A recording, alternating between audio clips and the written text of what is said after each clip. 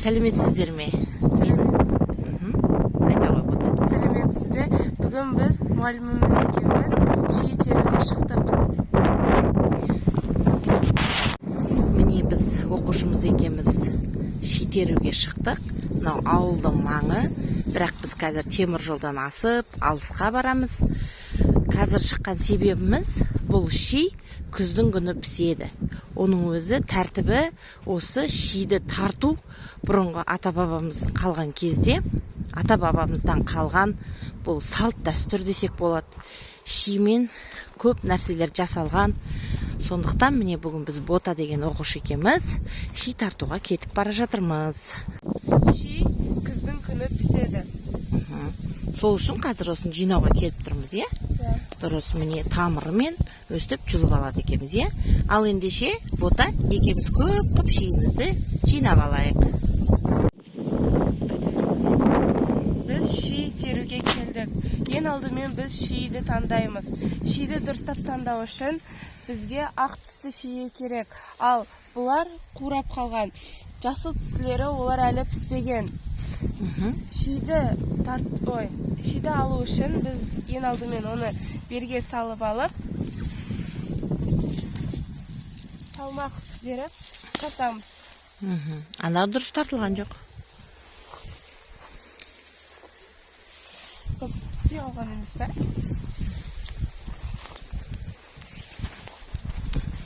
Қайта салмақ салып тартамыз. Біз ши теруге келдік. Ең алдымен біз шиді дұрыстап таңдап алуымыз керек. Бұл қурап қалған ши, ал жасыл түстілері әлі піспеген.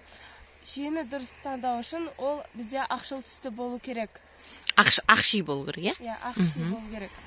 Ең алдымен біз оны берге салып алып, салмақ салып тартамыз.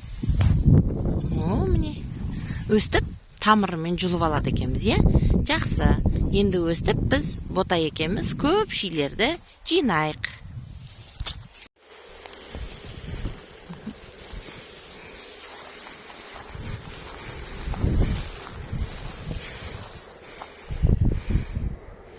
Ауа райы бұзылғалы тұр, сол себепті біз үйге қайтпақшымыз. Бұл жұмыс бірнеше күнге созылмақ.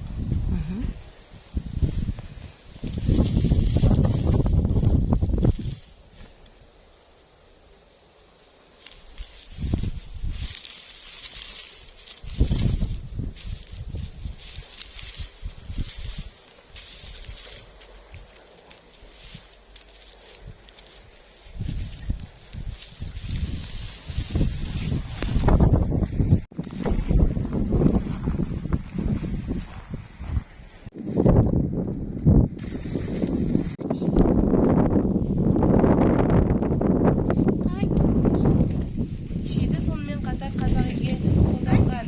Яғни киізді кереген киізді күн ыстықта көтергенде ол ши қазақ үйге шаң тозаңды кіргізбеген.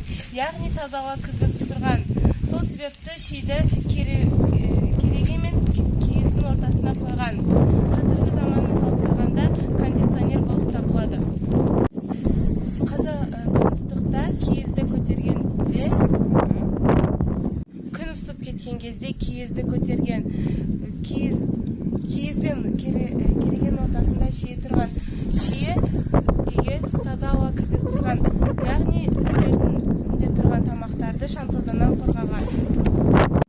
Ана жолы ал келген шиді бүгін тазартамыз.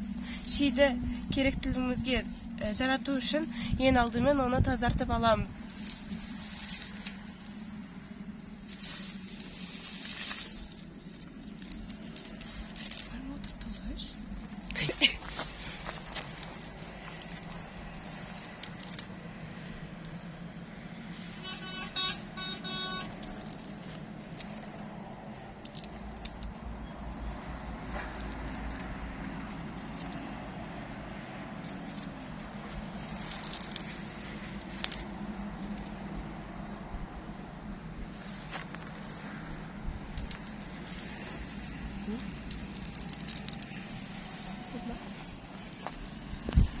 Талада жаңбыр жауып кетті, сол себепті үйге кіріп тазалап жатырмыз.